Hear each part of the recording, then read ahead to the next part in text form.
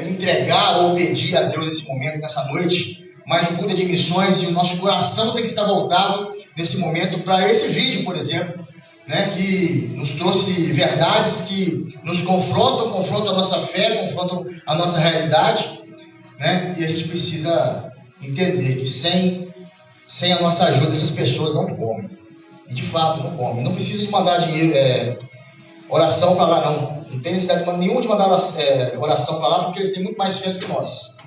Louvado seja Deus por isso, porque eles passam dificuldade, eles sabem muito bem, né, onde o calo aperta. E diz a Bíblia que o Senhor diz que o nosso poder, que é o poder de Deus em nós, se aperfeiçoa na fraqueza. Então muitas vezes a gente precisa estar passando dificuldade, passando muita luta, para que de fato, vou pegar uma detalhe aqui, né? Para que de fato a gente possa estar, deixa eu colocar aqui, para que a gente possa estar entendendo de fato o que o Senhor requer de cada um de nós, né? O tema da mensagem do sermão de hoje, que eu estudei em casa, é a justiça de Deus revelada na graça. Para que nós entendamos realmente a justiça de Deus, como ela opera em nós, como ela opera nesse mundo, é necessário nós entendermos que existem duas faces na moeda. Não sei se você já observou, a moeda, você pega ela, é cara e coroa, que a gente costuma dizer, né?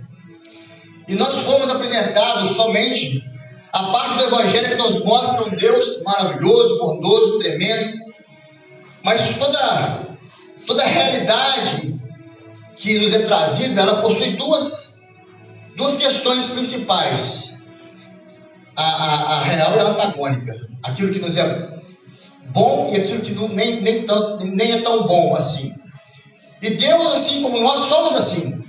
Porque Deus, quando Ele nos diz que Ele abomina o pecado, Ele odeia o pecado, é porque Ele tem muito amor para nos dar.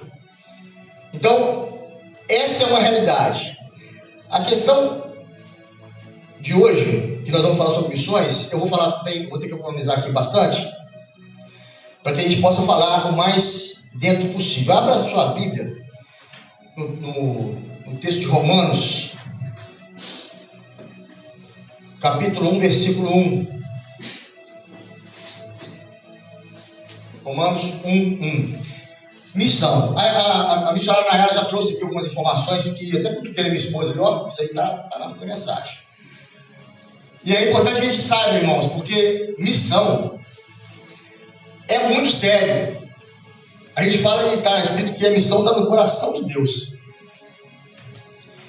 E se nós não entendermos algumas questões relativas a isso, nós vamos ficar vindo aqui e achando que o que a gente sabe é o suficiente. Por isso que eu disse no início, a Bíblia é a verdade, não outro livro. Porque ela nos traz informações que nós precisamos praticar no nosso dia a dia. Não dá para você escolher, não, eu li a Bíblia e eu acho que é assim. Não é achar. Tudo que a gente acha, tudo que a gente entende ou acha que entende, encerra na verdade. A Bíblia explica a Bíblia.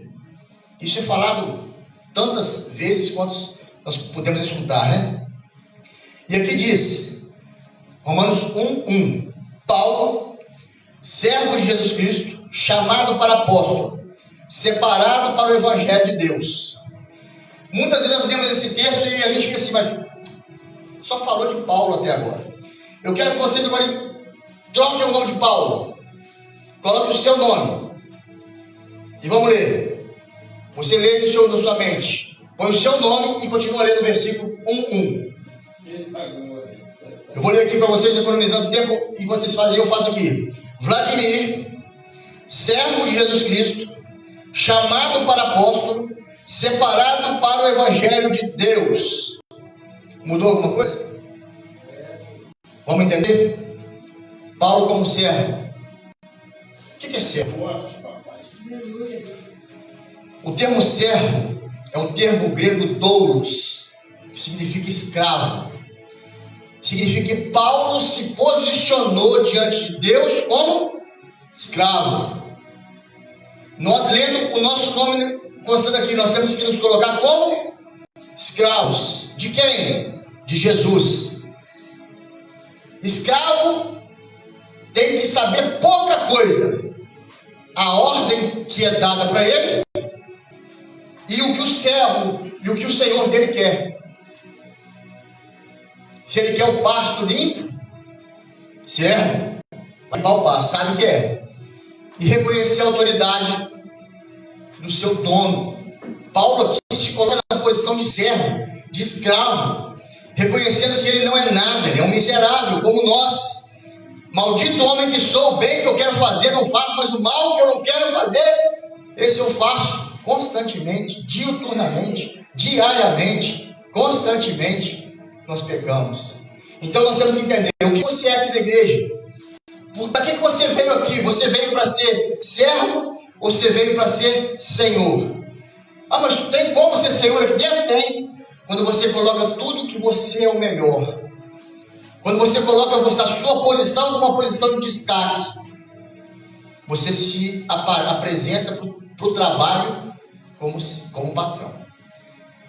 E você vai receber de acordo com aquilo que você produz. Sabendo que o patrão tem que cuidar do servo, alimentar o servo, vestir o servo, apacentar o servo, cuidar do servo. O patrão tem várias obrigações com o servo. O servo só duas, em média, com o patrão, com o seu senhor. Eu vejo que é muito importante a gente entender isso, porque quando você se coloca na posição que você deve se encontrar no ministério, na seara, no trabalho, você se sente mais envolvido com a coisa. O servo não fica parado, o servo está sempre trabalhando, como a missionária da Ana falou aqui, sempre trabalhando, não para. Nós não podemos parar, porque se nós pararmos, chega ao ponto que Jesus fala, se vocês não glorificarem, as pedras vão fazer. O pastor já disse no culto passado, se a gente não, os anjos queriam fazer, os anjos queriam testemunhar a respeito de Cristo, ele não, os meus filhos vão fazer isso. E ele nem fala como servo, ele fala como filho. Eles vão testemunhar de mim, eles vão falar do que eu sou, eles vão falar do que eu fiz. Eu sou o único que morri na cruz para salvar toda a humanidade. Gente boa, gente ruim, não importa, como eu disse no culto passado. No que Adão interrompeu, fechou as portas do paraíso lá atrás, Cristo abriu. Cristo reabriu a porta do paraíso. E agora abriu para todo mundo. E o curioso, ele inaugurou essa entrada no paraíso com um prostituto, maldito, porque a Bíblia escreve que maldito o homem que for pregado no madeiro. Além de Cristo ter se feito maldição por nós, o primeiro a entrar no paraíso, segundo o próprio Jesus, foi um ladrão. Porque significa que até o momento de morte, que precede a morte, que vem antes da morte, você ainda tem condições de se salvar. Tamanho sacrifício vicário de Cristo na cruz do Calvário. Porque esse sacrifício tem que ser suficiente. Não precisa de mais nada. O sacrifício é suficiente, é a graça. Mas para isso você precisa entender a graça. Entender sua posição no reino. Entender que você aqui, você é servo. Entender que você servindo aqui, você tem pessoas passando fome que precisam da nossa assistência. Que precisa que a gente se levante contra esse mundo que só quer saber de falar mal de Deus. Abertura da Olimpíada, fizeram plágio da ceia com homossexuais, com aquele povo que tem falta de temor a Deus. E se eles fizeram isso contra a minha fé, eu tenho direito de falar isso para eles. Eu não tolero isso, porque eu amo. Eu aprendi com o meu Senhor. Se eu odeio o pecado, é porque eu amo o perdão. O perdão tem que exceder para que a gente possa entender o que Cristo fez. Olha só, seria complicado para você entender, você levar sua causa ao juiz. De repente você tem a sua família, sua esposa, sua filha molestadas por um ladrão, um bandido que entrou na sua casa, invadiu o seu leito, invadiu a sua morada, asilo inviolável segundo a Constituição. A sua casa é seu asilo inviolável. Ninguém pode violar o seu asilo. Mas ele entrou no seu asilo inviolável. Ele entrou na sua casa e judiou com a sua esposa, com a sua filha, com o seu filho. Você pega esse homem e consegue prendê-lo. Chama a polícia vai. Leva esse homem até a justiça. Chega de frente ao juiz. O juiz vai para a situação, escuta tudo, todos os lados, olha e fala: eu tenho muito amor. Eu vou liberar esse homem. O que passa na sua cabeça? Eu sei. Isso é injustiça, Senhor. Esse juiz é injusto, meu Deus. Ele não poderia fazer isso. Olha o que ele fez contra a minha família. Mas a Bíblia vai dizer, mais adiante eu vou dizer, mostrar para vocês que tem um texto que fala que o Senhor abomina os injustos, que praticam injustiça contra justos e que pratica justiça contra injustos. Calma o seu coração, Deus é feito. O que você acha que não está entendendo agora é porque você não leu o suficiente. Se você acha que você não entendeu Deus até agora é porque você não leu o suficiente. E quando você lê o suficiente, você vai ver que Ele preserva os seus. Às vezes as coisas são permitidas que aconteçam, mas na verdade é para mostrar que o poder dEle nos aperfeiçoa em nossa fraqueza. Quando você fala: nossa, Pai, eu não estou aguentando mais, Senhor, acaba da minha vida porque eu não aguento mais. Ele vem e fala: vem cá, sua mão, deixa eu te mostrar o tamanho do Deus que eu sou. E te levanta e te ergue. E fala: você não precisa de mais nada, é só em mim. É só isso que você precisa. Agora, eu não posso entregar aqui uma profecia que vá de encontro à Bíblia. Porque se a nossa Bíblia é essa regra de fé e prática, é só nela que nós temos que nos prender. É só nela que nós temos que nos apegar. Porque ela vai mostrar quem é Deus na sua extrema justiça lá no Antigo Testamento. Vai mostrar quem é Jesus na sua infinita graça e morte e ressurreição ao terceiro dia. Liberando-nos do Antigo Testamento na parte das leis, nos apresentando um Novo Testamento do seu sangue, que também foi com sangue estabelecido, o Novo Testamento, e o próprio sangue do Jesus crucificado. E agora nós estamos aqui, tudo de missões. Qual o seu pensamento? Será que eu poderia pegar o seu pensamento nessa noite, gravá-lo num CD e apresentar num telão aqui atrás, em áudio e vídeo, tudo que você está pensando?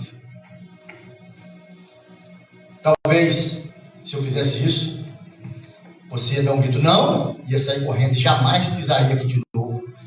Porque eu não sei o que vocês pensam, nem vocês sabem o que eu penso, mas eles sabem. E em que pese isso não ser posto à vista agora, chegará um dia que vai ficar tudo exposto e não vai ter como fugir. Porque a misericórdia dele opera na justiça. A misericórdia dele, o favor não merecido dele, já feito, opera na justiça de Deus, não na nossa. Eu falei aqui de Paulo como servo. Vamos falar sobre Paulo como chamado. Lembra aquele texto bíblico que fala assim: muitos são chamados, poucos são os escolhidos? Dentre os escolhidos, muitos se perderão. Vocês estão começando a entender que esse texto de Romanos nos apresenta condições de entendermos o que nós somos, como servos, como chamado, como escolhido. Nós vamos entender isso aqui, em nome de Jesus. Paulo como chamado, refere-se a ser convocado para um propósito. Todo chamado é convocado para um propósito. Você não pode ser chamado: ô Leonardo, vem cá, senta aqui. Ele vai sentar e vai olhar para mim, está esperando que eu vou falar com ele, não é verdade? Então todo chamado precisa de um propósito. Qual é o seu propósito? Você já parou para pensar nisso? Qual é o seu propósito? Todos nós temos um propósito, porque nós estamos aqui, nós somos chamados, nós ouvimos o chamado e estamos aqui, nos apresentamos. Assim como um soldado, Paulo foi convocado para a missão de Deus. Cada um de nós também é chamado a participar da grande comissão da pregação do Evangelho. Se você ainda não sentiu isso, alguma coisa na sua vida está errada. Desculpe, Se eu não percebi isso, alguma coisa na minha vida está errada. Se nós não entendemos o chamado, ainda não entendemos nada. Como não entender? Como quer falar que eu conheço Cristo, que eu conheço Deus, mas eu não entendo o chamado dele da minha vida? É uma dicotomia, é um caminho que bifurca duas interpretações. Não dá, não coaduna com a mente de Deus. Se você é chamado, o propósito está aí. Você precisa se entregar a ele. E nada pode te parar. Entenda, o mundo está acabando. Nós estamos vendo sinais gritando nas nossas portas. Pelos telefones, pelas televisões. Tudo acontecendo, mostrando o fim já está aí. E tudo está acontecendo, a Bíblia profetizou. Desde Gênesis até os nossos dias. Até Apocalipse aos nossos dias.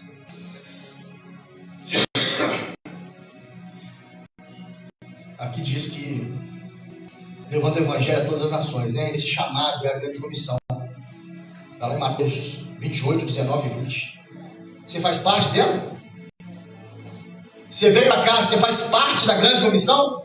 Ide por todo mundo pregar o evangelho a toda criatura. Aquele que crê e for batizado será salvo. Aquele que não crê já está condenado. Já está condenado. Não sou eu que quero que seja condenado. É a Bíblia que fala. É a justiça de Deus operando na vida daqueles que não querem se entregar a Ele. Ele pagou o preço. Ninguém mais pagará o preço. Ele se entregou na cruz. Ele teve morte de cruz. E não foi fácil para ele, porque a cruz é um simbolismo. Porque Pedro também foi sacrificado de cabeça para baixo numa cruz. É um simbolismo. O pior não foi nem a cruz. O pior foi beber todo o líquido da ira de Deus que estava no cálice da ira de Deus. Jesus bebeu todo ele.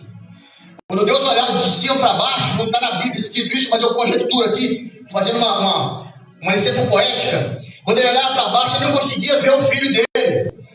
Quando Deus olhava para baixo, não viu o filho dele, ele viu um bolo de pegar. Porque a Bíblia diz, e agradou ao Senhor moê-lo. Deus se agradou de moer Jesus, porque naquele momento não era Jesus, eram os nossos pecados que estavam visíveis aos olhos de Deus.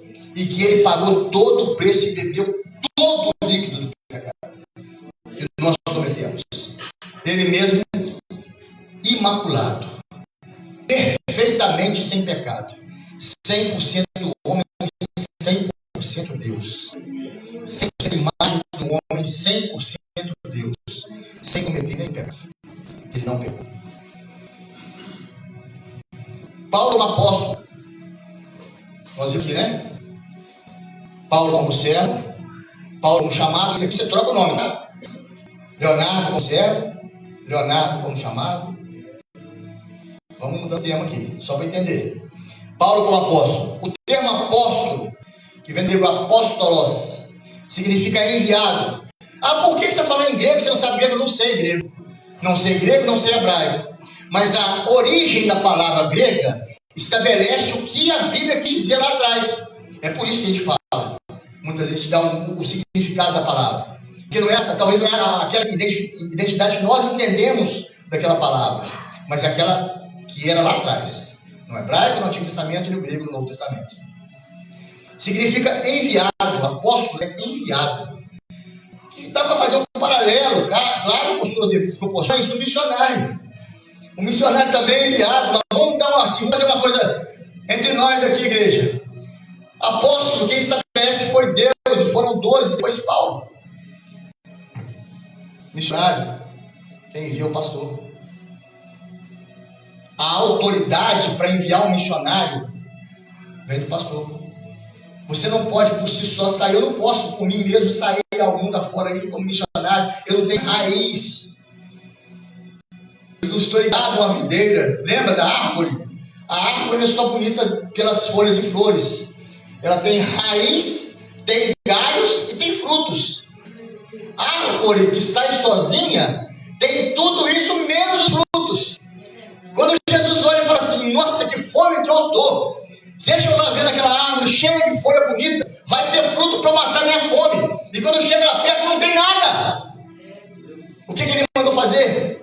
corta essa árvore e já lança no fogo porque não tem fruto. Então esses estão aparecendo na mídia, nas redes sociais aí, apresentando um falso evangelho. Deus vai cortar e vai lançar no fogo. Mas vai ser eu que vou fazer isso? Não. Eu não tenho esse poder, mas Deus tem. Ele vai aplicar a justa ira de Deus. A justiça que vem da justa ira de Deus. Como a justiça que vem do justo amor de Deus. Que só vai entender quem consegue ler as Escrituras. Paulo foi escolhido para levar a mensagem de Cristo e estabelecer a igreja. Paulo plantou igrejas. A missão dele foi evangelizar, plantar a igreja. A nossa missão também é fazer a mesma coisa. E o nome é o que menos importa. O que você entende na sua vida é que importa. Eu quero fazer missões. Pastor, me deixa fazer missões. Eu tenho certeza que você vai fazer missões. O nome é o que menos importa. Se for mirar o ministério, o nome de pastor, de missionário, vou continuar fazendo as mesmas coisas, talvez com mais força. Porque quando a gente se pega numa coisa que não tem tanto sentido assim, você se perde. Exemplo, imagina um escalador que está subindo uma montanha muito alta, muito íngreme, está lá no topo na hora de chegar. De repente ele escorrega o pé, escorrega a mão, começa a cair, abraça um galho. Agarra esse galho, abraça ele com toda a sua força. Porque diferente disso, ele vai morrer. Se ele soltar, ele vai morrer. O galho é a única chance de ser salvo, de ter vida. E assim é o Evangelho. O Evangelho é o nosso galho. Em meio a uma queda fatal, rápida, para o inferno. Pega nesse galho. Agarre com a sua vida. E você vai ver que a salvação já estará batendo a sua porta. Porque nós não precisamos de mais nada. É só Jesus. Aleluia. É só Jesus entender os mistérios que Ele tem feito para nós. Aleluia. Glória a Deus. Agora, Paulo, como separado. O que é separado? Implica um propósito específico. Separado para varrer. Separado para lavar panela. Separado para fazer comida. Separado para arrumar a cama. Separado sempre tem um propósito. Qual foi o propósito de Paulo ter sido separado? Um chamado divino para a santidade e a obra de Deus. Em missões, e nós que estamos fazendo missões, essa separação nos prepara para enfrentar desafios e adversidades, sempre com foco em cumprir a obra que nos foi designada. A missionária Jaqueline deu um exemplo aqui. Ela foi até uma casa, essa casa, a pessoa com certeza já estava cansada, exausta, por questões da vida, por questões de discordar, muitas vezes que ela passou por dificuldade na igreja, não sei, a gente faz um monte de conjectura. Certo é que ela estava aborrecida, chateada, transtornada, com várias coisas da vida. Mas a paciência do missionário, a paciência de chegar, não, deixa eu te explicar. A paciência mostra quem está habitando em nós. Aleluia. Se você fala assim, você quer fazer coisa? Não, você esse negócio aí. Pronto, acabou. Você ia sair daqui destruída e a mulher ia estar mais destruída. Está vendo? É exatamente assim que eles fazem. Por isso nós temos que mostrar a diferença. Tudo bem, não tem problema. Deus te abençoe. Não, espera aí que eu vou levar um negócio para você. É assim que funciona, gente. Isso é missões. E aqui não tem nenhum que não possa ser. Todos nós somos. E devemos ser. Chamado para todo mundo. Não é só para 1, 2, 3, 4, não. Agora, o que você está fazendo com esse chamado, com essa separação, retirar do lugar e colocar aqui, você não faz isso. Se você não está fazendo, é muito complicado. A frase muitos são chamados, poucos escolhidos, leva a refletir sobre a seletividade do reino. Muitos são chamados. Tem um monte aqui. Um monte de gente. Quantos são escolhidos? Aí você fala assim, chamado, escolhido. Eu estou aqui, sou chamado. Mas eu estou fazendo um propósito? Eu estou cumprindo um propósito? Eu estou realizando aquilo que o Senhor preparou para eu realizar? Aí é com você. Aí é comigo. Se você não está realizando o propósito, você está só chamado. Uma hora você vai ser usado. Porque aquele que quer ser usado se apresenta. Soldado na batalha é assim. Está lá formado todo mundo. Quando ele escuta lá em casa, dentro de casa, o Brasil está em guerra. O soldado pode estar deitado dormindo na casa dele. Pode ser reservista como eu sou. Ele vai se levantar numa velocidade, vai prestar o seu melhor apoio à nação. Nós somos povo eleito, nação, sacerdócio santo de Deus. Aleluia. Se você ainda não entendeu que você precisa se levantar para fazer aquilo que o Senhor estabeleceu para você, você não entendeu nada ainda. Me perdoe. E é muito fácil falar de o amor de Deus, né? Deus é bom, Deus é maravilhoso. Mas eu não vou estar preparando vocês para a realidade. Saia à rua. Veja a rua. Pessoas morrendo de frio. Pessoas morrendo de fome. Pessoas que dormem o dia inteiro na rua. Porque primeiro não tem condições de trabalhar. Que não tem condições de trabalhar. Fisicamente não consegue trabalhar. Porque chegaram a um ponto de fraqueza física e espiritual também, que não consegue trabalhar. Deitam o dia inteiro e dormem para não sentir tanta fome.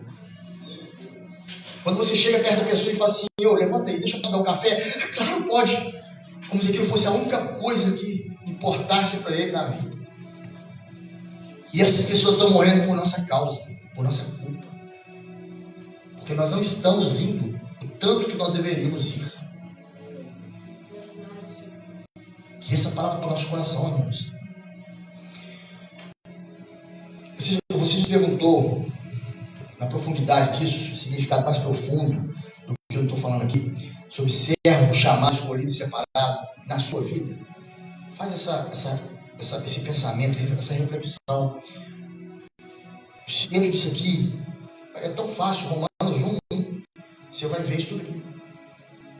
Paulo, servo, escravo de Jesus, chamado, convocado para apóstolo, para ir, separado para entregar o Evangelho, separado para o Evangelho de Deus. Então ele é apóstolo em vários sentidos de apóstolo, várias missões. A dele era para o Evangelho de Deus. Qual é a sua? Qual a sua missão? Meu Deus.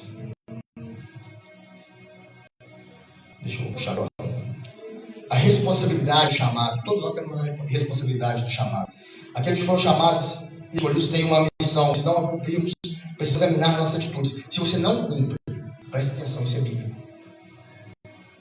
É rebeldia ou é relaxamento? Não sou eu que estou falando, eu vou provar. Se você não cumpre porque você é rebelde ou porque você é relaxado? Porque eu sou rebelde ou porque eu sou relaxado? Vou provar. 1 Samuel 15:23 e Jeremias 48:10 diz assim.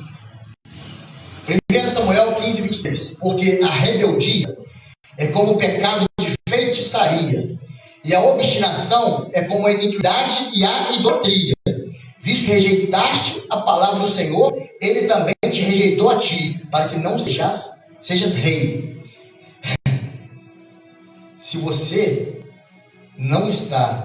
é rebelde, de não fazer o que é mandado fazer, e às vezes você fala assim, não, o pessoal de lá daquela outra igreja lá, eles são idólatras, que adoram imagem.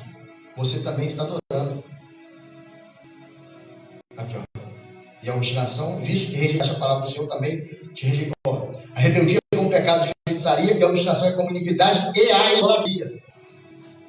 É muito sério.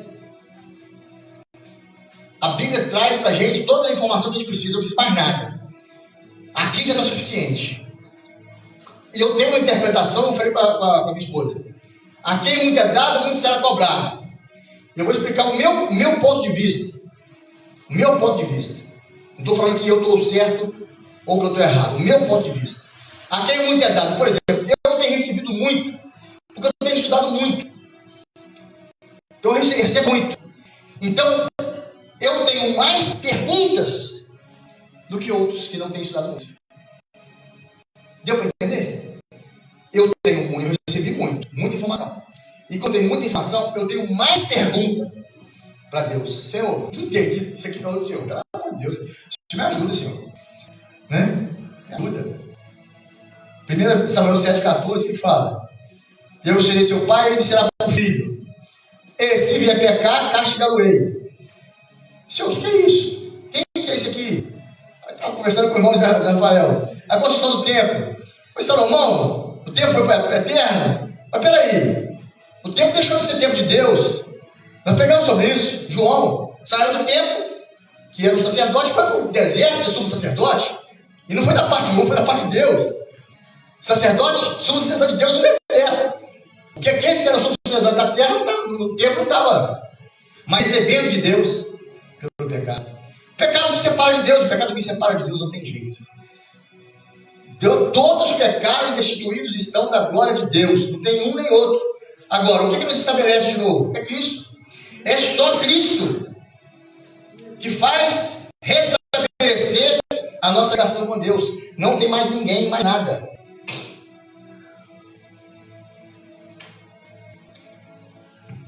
Identificando verdadeiros líderes, isso é importante para nós. Nós que estamos na rua, andando para cima e para baixo, visitando, sendo visitado, conversando, trocando ideia, é importante nós sabermos. Mateus 7, 15 e 20 diz assim. Deixa eu abrir, não abri aqui. Mateus 7. Mateus 7, 15 e 20. Mateus 7. Diz assim a palavra do Senhor: acautelai-vos, porém, dos falsos profetas, que vêm até vós vestidos como ovelhas, mas interiormente são lobos devoradores. Por seus frutos os conhecereis. Porventura, colhem-se uvas de espinheiro ou figo de abrolhos? Assim toda árvore boa produz bons frutos, e toda árvore má produz frutos maus. Não pode a árvore boa dar maus frutos, nem a árvore má dar bons frutos. Toda árvore que não dá fruto, que não dá bom fruto, corta-se e lança-se no fogo. Portanto, pelos seus frutos os conhecereis. A árvore não pode falar que ela é boa, ela tem que dar frutos bons. Não tem jeito de falar, não, a árvore é boa. Não tem jeito. A árvore tem que ser boa porque os frutos falam a respeito dela. Isso a gente discerne, né? Porque aqui fala que os falsos profetas vêm até vós vestidos como ovelhas. Então ele está no meio de nós. Aí o que ele faz? O que Lúcifer fez?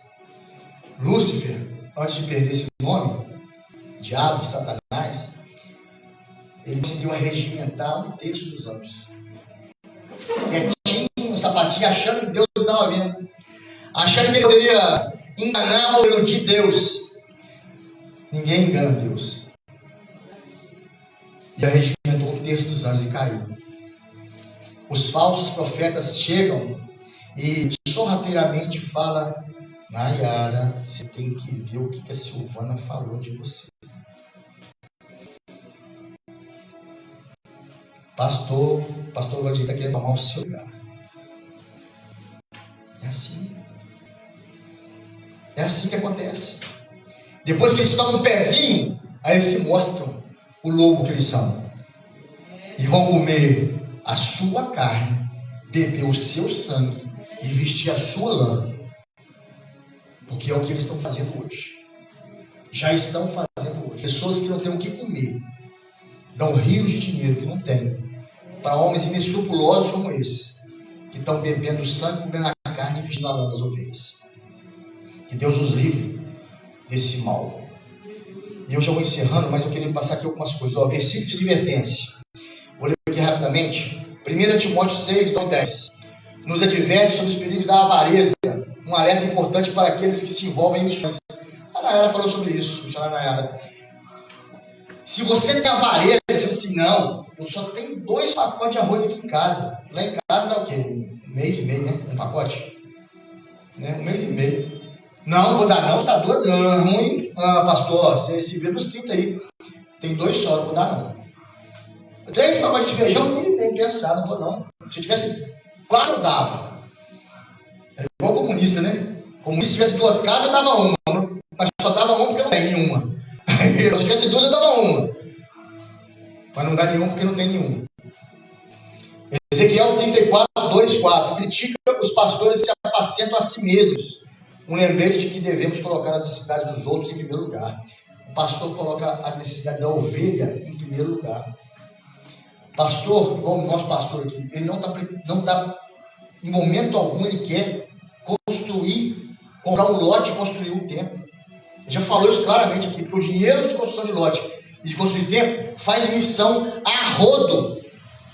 Mas fazer muita missão.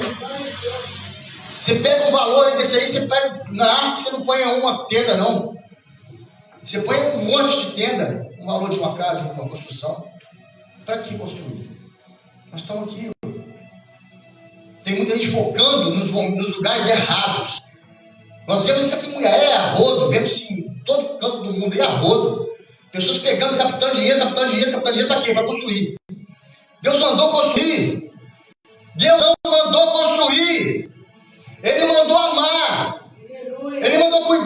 Tiago 27, a única igreja tendo como pura e imaculada diante de Deus é não desamparar o órfão e usa as suas necessidades.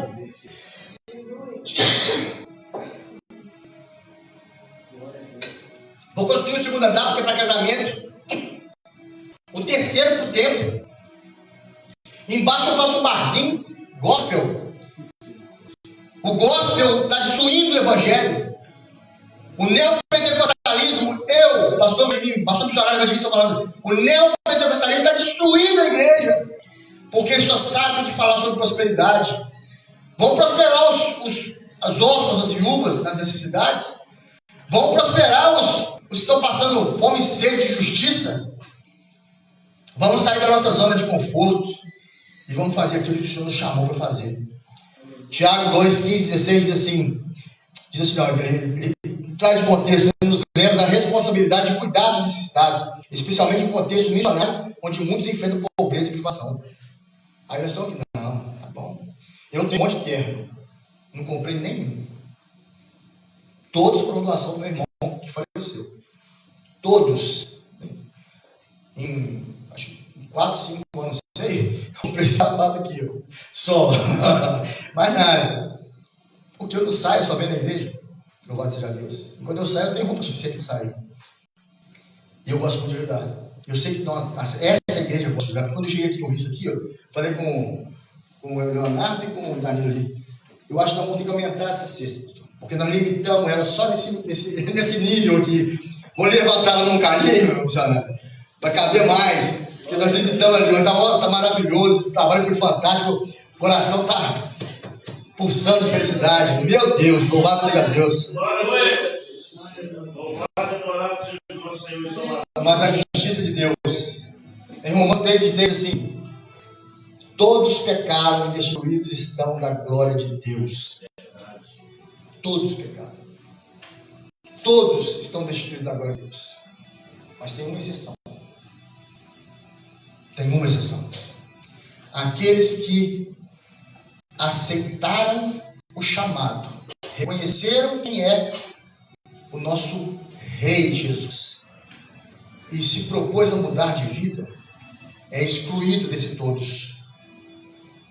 Porque esses que são chamados e obtêm o chamado e se correspondem com Jesus, eles passam a ser os justificados pela fé. Aleluia. E os justificados pela fé têm paz com Deus. Aleluia. Provérbios 17:15 nos ensina que o Senhor detesta quem é injustiça. Eu vou falar, que falei lá atrás, vou falar aqui como é que é. Ó.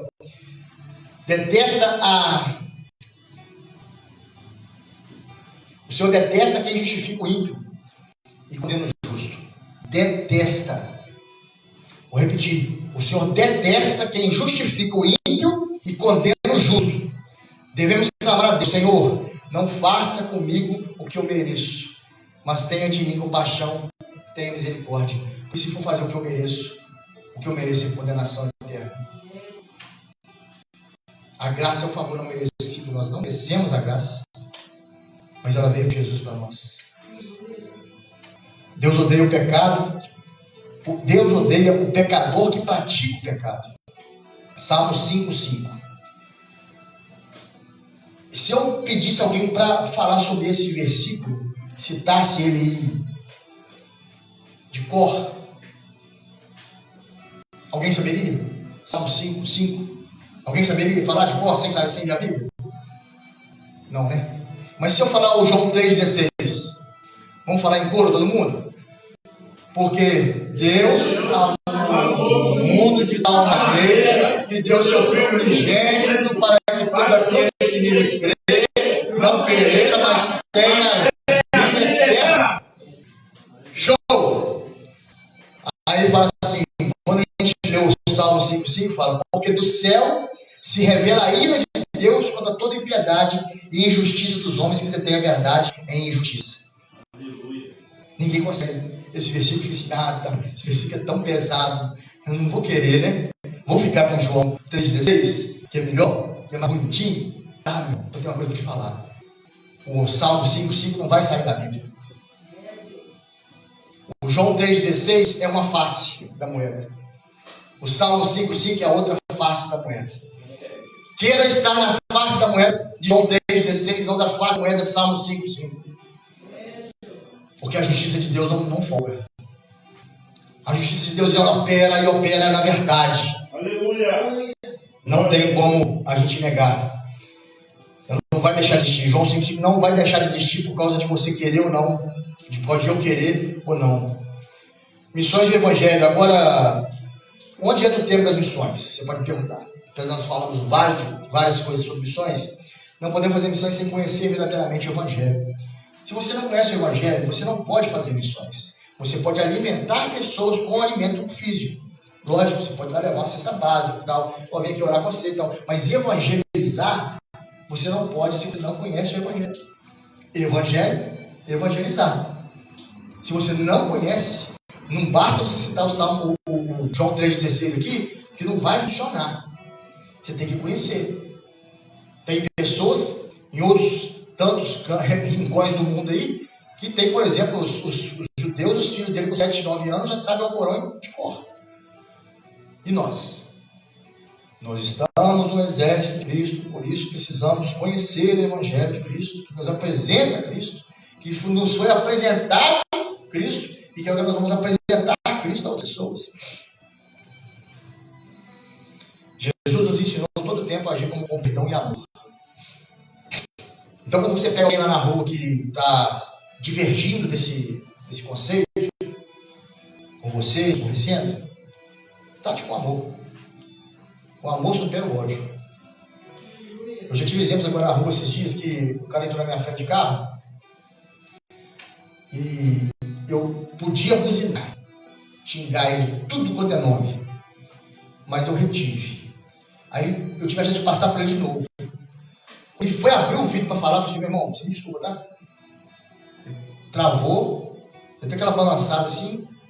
Não, beleza. Com amor você paralisa o ódio. Então nós somos servos de Cristo, então nós temos que exceder no amor. E deixe que a justiça de Deus opere por Ele, não por nós. E a conclusão? Aqui chegamos. Você é servo. Você tem que se reconhecer nessa condição. Você foi chamado, você não pode ficar parado.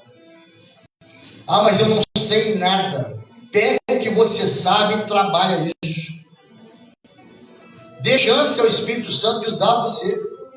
Não basta, pastor, a gente falar, eu sou cheio do Espírito Santo, mas eu não deixo ele me usar. Ah, eu tenho vergonha. Faça no espelho. Pregue no espelho. Você vai ficar tão bom que você vai pegar na rua.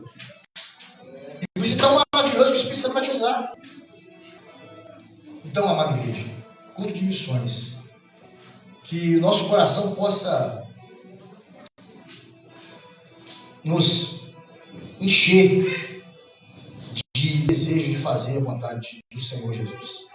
Eu sei que muitas vezes há muito tempo falando, me escutando, nem sempre se guarda tudo, mas se for para para guardar alguma coisa, eu vou arriscar aqui que você guarde o que você precisa ser para Jesus, para o ministério, para o nosso pastor aqui, está pronto para conversar, para tirar dúvida, né? O que você leu na Bíblia, não entendeu direitinho, perguntar para ele. Porque nós temos que falar a mesma língua. Porque a Bíblia diz que o reino dividido contra si não prevalece. Então nós temos que falar a mesma língua. E a nossa língua é Cristo, é Evangelho. Amém? Eu agradeço a paciência dos irmãos. Glorifico a Deus por cada um que veio aqui.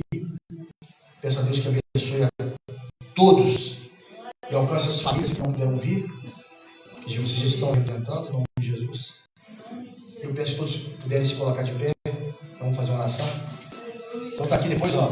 Não precisa me entregar, não, tá? Entrega diretamente ao missionário e ao pastor. Se ele resolver também fazer uma atividade, o pastor está autorizado a fazer. Amém? Para a gente fazer condições. Senhor Deus, Pai querido, Deus amado, obrigado por esse momento. Nós passamos aqui na tua presença, Senhor Deus. E na tua presença vamos permanecer durante toda a madrugada, toda a noite, Senhor. Pai, eu te suplico, Senhor, que o Senhor possa estar tocando nos corações de todos que aqui se encontram.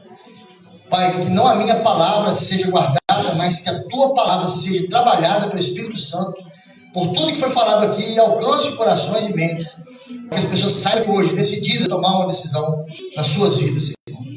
Que decidam pelo Senhor, não por ninguém, não por homem nenhum, mas que decidam para o Senhor, pelo Senhor, que só o Senhor é Deus, e só em Ti podemos alcançar a salvação das nossas almas, pelo grande e terrível sacrifício que o Senhor prestou na cruz do Calvário por todos nós.